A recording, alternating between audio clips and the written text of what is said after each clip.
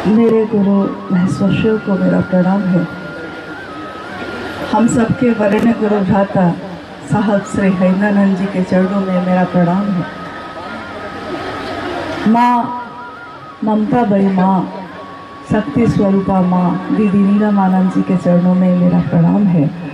और साहब के उपवन में उपस्थित आप सभी गुरु भाई गुरु बहन के चरणों में मेरा प्रणाम।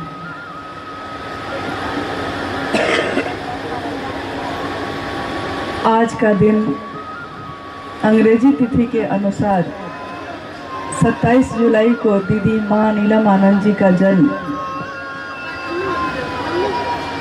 पहले तो बिहार ही में था, लेकिन बाद में 2000 में बिहार से अलग होकर एक राज्य बना झारखंड। लेकिन माँ नीलमानंद जी का जन्म जब हुआ था 27 जुलाई 1952 को, उस समय बिहार ही था ये। और दीदी माँ के पिताजी बताया करते थे, महुआर जगदीश्वरजीत सिंह जी, जो दीदी माँ के पिता का नाम है और उनकी माँ का नाम है भूमिका देवी। दोनों अब शरीर में नहीं हैं, लेकिन उनके जीवन के असंख्य घटनाओं को उन्होंने समय समय पे बताया। उस समय उन्होंने कहा कि जिस दिन उनका जन्म हुआ, हिंदी तिथि के अनुसार उस दिन नाग पंचमी का त्यौहार था, और जिस बिस्तर पे जन्म हुआ था माँ नीलमानंद जी का, उस बिस्तर के नीचे काफ़ी संख्या में एक जगह झुंड में सांप के बच्चे थे। लोग थोड़ा घबरा गए कि अरे इतने सांप के बच्चे बिस्तर के नीचे कैसे आ गए। बाद में उनके बचपन से की घटनाओं को जब वो बताते थे उनके पिता, तो वो बताते थे कि दीदी माँ को जंगल से और जानवरों से, पशु पक्षियों से काफ़ी प्रेम रहा। मतलब इंसान के प्रति ही करुणा नहीं थी उनकी, हर जीव के प्रति करुणा थी। ये एक माँ का मानवीय गुण जो होता है एक माँ का, कि करुणा। साहब ने एक बार कही थी एक बात कि शिव की करुणा का ही एक भाग है दया। करुणा उसका समग्र रूप है, पूरा रूप है, और माँ को कहा जाता है करुणामयी माँ। बचपन में काफ़ी ऐसी घटनाएं उनके जीवन में हुई, और अभी आपने जो सुना अनुभया से, ये जब माँ शरीर में थी तो उनके सामने ही इन्होंने मुझको ये घटना सुनाई थी। हम लोग काफ़ी हंसे थे उस समय। यहीं रांची में 373 नाम का नंबर का घर था, वो सेक्टर 3 में, और ये सुन के हम लोग काफ़ी हंसे। माँ भी खूब हंसी। हम बोले कि सच में हमको लगा नहीं था कि वो मर जाएगा। लेकिन जैसा अभी सुरेंद्र भाई ने कहा कि घर में आना और एक शिव शिष्या के रूप में उनके साथ एक सफ़र तय करना, ये मेरे इस मानव जन्म का सबसे सुंदर पल रहा है। ये न जाने कितने जन्मों के लिए काफ़ी होगा। एक कार्यक्रम में, दीदी के जन्मदिन पे ही एक कार्यक्रम हुआ था रांची में। उस समय साहब ने एक घटना बताई थी कि वो जीप से लौट रहे थे और जा रहे थे, पटना से जा रहे थे मनातू। उस समय इतनी सड़कें नहीं बनी थी, तो जंगल काफ़ी थे और पतली पतली सड़क थी। एक जगह पे जाके रास्ता भटक गए। कुछ दूर आगे गए तो कुछ पुलिस के लोग दिखे। उन्होंने पूछा, साहब ने पूछा कि मनातू जाना है और रात होने वाली है, कैसे जाएंगे। उस सब इंस्पेक्टर ने उनको बताया कि सर, ज़्यादा अच्छा है कि आप लौट जाइए, क्योंकि अभी यहाँ से 3 किलोमीटर आगे में वन विभाग के लोग आए थे और एक बाघ को अभी पकड़ के लेके गए हैं। मतलब कि खूंखार जानवर भी घूम रहे हैं, रात्रि होने वाली है, जंगल का रास्ता है, लौट जाइए। लेकिन साहब का स्वभाव रहा है शुरू से कि जिस चीज़ को उन्होंने सोच लिया है फिर सोच लिया है, तो उन्होंने कहा कि मैं तो अब जाऊंगा ही। रास्ता पता था नहीं। फिर आगे बढ़ते बढ़ते एक जगह ऐसा भी आया जहां उनको लगा, साहब को लगा कि ये रास्ता है, तो वो जीप को उस तरफ मोड़ने लगे। बस साहब थे, दीदी माँ थी और तीनों बच्चे थे उस गाड़ी में। माँ ने कहा कि अरे इधर किधर जा रहे हैं? साहब ने कहा अरे रास्ता दिख रहा है ये तो। उन्होंने कहा कि अरे ये रास्ता तो नदी के पास जाता है, इस तरफ से चलिए। लेकिन जिस तरफ उन्होंने इशारा किया उस तरफ छोटे छोटे पेड़ थे, नाजुक नाजुक पेड़, और रास्ता दिख नहीं रहा था। लेकिन उन्होंने इतने विश्वास के साथ कहा कि इधर चलिए ना, हम कह रहे हैं। तो साहब ने जीप को उस तरफ मोड़ दिया। लगभग 2-3 किलोमीटर आगे जाने के बाद पूरे रास्ते छोटे छोटे पौधे, झाड़ी, पेड़ को तोड़ते हुए, जीप को आगे बढ़ाते हुए जब वो आगे बढ़े तो रास्ता मिल गया। साहब कहते कि मुझे आज भी आश्चर्य है कि इनको कैसे पता था कि इधर रास्ता है, जो आंखों से नहीं दिख रहा था, लेकिन उनको पता था कि रास्ता इधर है। जिस दिन साहब ने शिव को गुरु बनाया था, उन्होंने सबसे पहले माँ नीलम आनंद जी को कहा, और जब उन्होंने कहा कि मैंने शिव को अपना गुरु बना लिया है 1974 में, तुम भी बना लो, माँ नीलम आनंद जी ने भी शिव को गुरु बनाया। और बाद में जो घटनाएं होती गईं, कुछ चमत्कारिक घटनाएं हुई, फिर आध्यात्मिक घटनाएं हुई। एक समय ऐसा आया 1980 के दशक में, कमरे से बाहर शिव की चर्चा होने लगी, और साहब को लोगों ने देखा उस समय कि जब भी कोई ऐसी समस्या या ऐसी उलझन आती तो वो माँ से पूछते कि नीलम क्या होगा, और माँ कहती कि सब अच्छा होगा, हो जाएगा, अच्छे से होगा। बाद में जब मेरा आना इस घर में हुआ और उनके साथ शिव गुरु महोत्सव में जाने का सौभाग्य प्राप्त हुआ, तो मैंने अक्सर देखा कि जब गुरु के मंच पे साहब जाते तो माँ के तरफ देख के कहते, अपने गले के तरफ इशारा करते कि मतलब आप गला कटने वाला है, क्योंकि गुरु के मंच पे जा रहे हैं। क्या लोग मेरी बात सुनकर शिव की तरफ चलेंगे? माँ कहती हाँ चलेंगे, और साहब मंच की तरफ बढ़ जाते।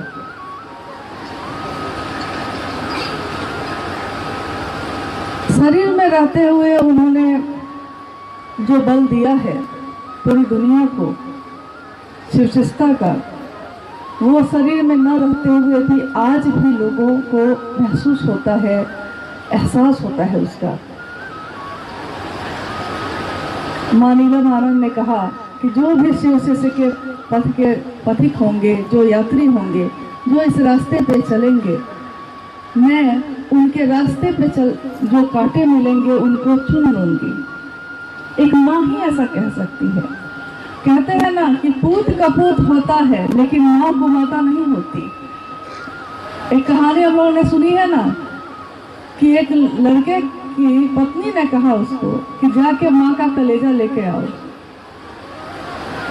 वो चला गया, माँ का कलेजा निकाल लिया, लौटने लगा, ठोकर लग गई। माँ के कलेजे ने चिल्ला के कहा, बेटा तुमको ठोकर तो नहीं लग गई। ये होती है माँ की करुणा, ये होता है माँ की परवाह। हमारे आपके जैसे लोगों ने उस माँ का स्नेह, उनकी ममता प्राप्त की है। ये हम सबका इस जीवन में सौभाग्य है। शिव के शिष्य के रूप में उन्होंने चलने वाले हर गुरु भाई गुरु बहन को प्रेरित किया, पोषित किया। एक माँ जन्म देती है, उसके साथ उसको पोषण भी देती है। आपने देखा होगा कि हर उस चीज को हम माँ कहते हैं जो पोषण देती है। हम इस धरती को माँ कहते हैं, हम इस पृथ्वी को माँ कहते हैं, हम प्रकृति को माँ कहते हैं, हम नीलम आनंद को माँ कहते हैं। एक शिव शिष्य होने के कारण गुरु भाई गुरु बहन का संबंध तो रहा ही, लेकिन उससे बहुत ऊपर उनका माँ का वो रूप रहा जो कभी जिसने साहब के साथ खड़े होकर ये कल्पना की थी, ये सोचा था कि एक दिन शिव गुरु की बात दुनिया के कोने कोने में जाएगी, जन जन तक जाएगी। ये उस दिन कल्पना थी। साहब हरिनानंद जी के साथ उस दिन कोई नहीं था। आज हम लोग हजारों लाखों करोड़ों लोग हैं, लेकिन जिस दिन उन्होंने शिव को गुरु बनाया था, उनका साथ देने के लिए हम में से कोई नहीं था। उस दिन मात्र शिव के शिष्या के रूप में माँ नीलम आनंद ने ही उनका साथ दिया। और साहब ने और माँ नीलम आनंद ने बैठे हुए ये एक दिन कल्पना की थी कि एक ऐसा समय आएगा जब शिव की शिष्यता हर व्यक्ति के दिल में स्थापित होगी। ये एक दिन सपना था। जिस तरह कोई हवा में सोचता है एक दिन, कल्पना में सोचता है एक दिन कि एक ऐसा घर बनाएंगे, उस घर में आंगन होगा, उस पे दरवाजे होंगे, कल्पना है, ये मन में सोचा है किसी ने, लेकिन उसको मूर्त रूप देने में समय लगता है, बनाने में समय लगता है। साहब और दीदी माँ ने एक दिन सोचा था कि ये दुनिया शिव में होगी, दुनिया का हर व्यक्ति शिव की तरफ चलेगा, और माँ के भाव से सोचा था। तो आज भी हम चाहे भटकते हैं, ठोकर खाते हैं, लेकिन वो माँ नीलम आनंद फिर से हम सबको उठाती हैं, और साहब का जो आह्वान है, साहब की जो आवाज़ है, जो पुकार है कि आओ चलें शिव की ओर, उस आवाज़ के साथ छाया रूप में हम सब के साथ चलती हैं।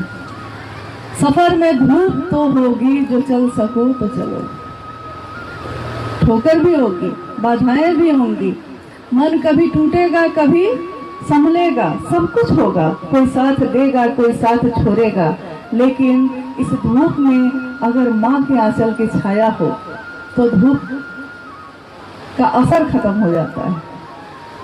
तो शिव की शिष्यता में चलने वालों के ऊपर हाथ थामे साहब चल रहे हैं, और दीदी माँ का आंचल सभी शिव शिष्यों को छाया रूप प्रदान कर रहा है।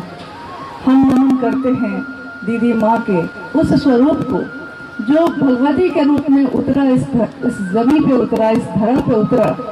मानव रूप में हमने जिस शक्ति को देखा है वो माँ नीलम आनंद है। हम सबको वो रास्ता दिखाएं, आगे बढ़ाएं।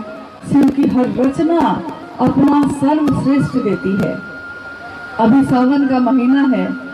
मधुवन के बारे में आपने सुना होगा। मधुवन यानी कि बगीचा, शिव शिष्यों का बगीचा।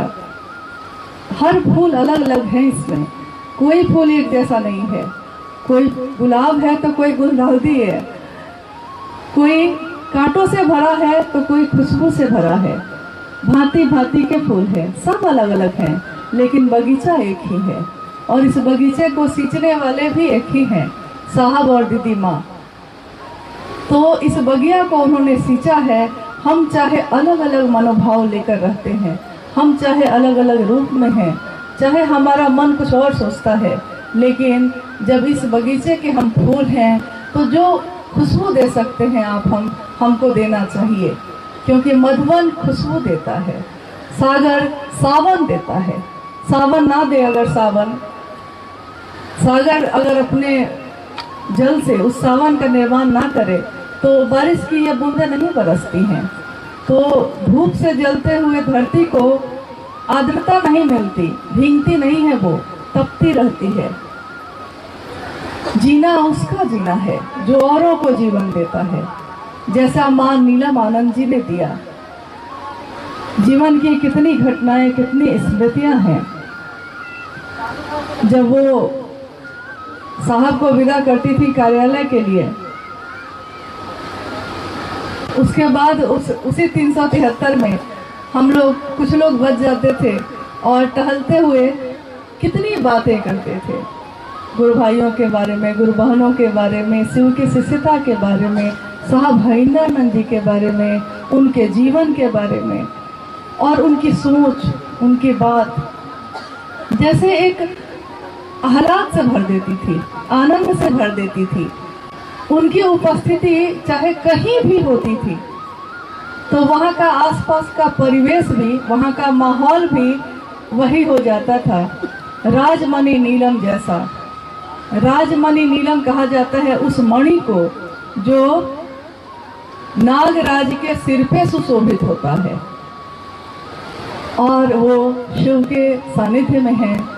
साहब और दीदी दोनों हम सबको रास्ता दिखा रही हैं। हम चाहे विचलित हों चाहे जो हों, लेकिन हम सबका जो उद्देश्य है, जीने का जो उद्देश्य है, जो साहब दीदी ने दिया है कि हम खुद भी स्वयं में यथार्थ में शिव के शिष्य बने और दूसरों को प्रेरित करें। अगर लक्ष्य हमारे सामने हो, अगर मंजिल हमारे सामने हो तो रास्ते के गड्ढे दिखाई नहीं देते। मौसम बदलते हैं, आते हैं जाते हैं, कभी भी एक जैसा मौसम नहीं होता, लेकिन मंजिल पे को देखकर चलने वालों के लिए रास्ता सुगम होता है, क्योंकि उसको पता होता है कि हमको जाना कहाँ है। साहब ने कहा मंजिल है भगवान शिव स्वयं, रास्ता है शिव की शिष्यता का, और ये रास्ता है शिव की शिष्यता का राजमार्ग, जिस राजमार्ग पे दुनिया के सारे लोग भी चलेंगे एक दिन। तब भी यहाँ पे साहब ने एक दिन हंस के कहा कि ट्रैफिक जाम यहाँ नहीं होगा। दुनिया की सड़कों पे ट्रैफिक जाम होता है, लेकिन शिव की शिष्यता में चलने वाले सब के सब चलते हैं, कभी यहाँ जाम नहीं लगता। सही अनुभव ने कहा कि शिव की शिष्यता हंसना सिखाती है। कभी कभी हम लोग कहते थे साहब के सामने कोई जोर से हंसने लगता था तो हम लोग को लगता था कि बेअदबी हो गई क्या, कोई जोर से हंस रहा है। तो साहब कहते कि अरे जीवन में तो दुख ही दुख है यार, जीवन में तो कांटे ही कांटे हैं। महादेव के पास बैठ के भी अगर नहीं हंसे तो कहाँ हंसेंगे। तो माँ नीलम आनंद की स्मृति, साहब की स्मृति हमारे टूटे हुए दिल को, हमारे दुख को, हमारे दर्द को कम करती है और उस पर मरहम लगाती है, होठों पे मुस्कान लाती है। ये जन्मदिन उनका सबके जीवन में उल्लास का कारण बना है, बनता रहेगा, क्योंकि इस धरती पे वो आई और अपनी सुगंध ऐसी बिखेरी कि आज भी सुवासित है सारा माहौल। ऐसा नहीं है कि खत्म हो गया है शरीर के साथ। साहब ने कहा कि साधु कब की मौत नहीं होती, साधु कभी शरीर से आते और जाते जरूर हैं, लेकिन जो ऊर्जा इस धरती पे उतर गई वो ऊर्जा फिर वापस नहीं जाती।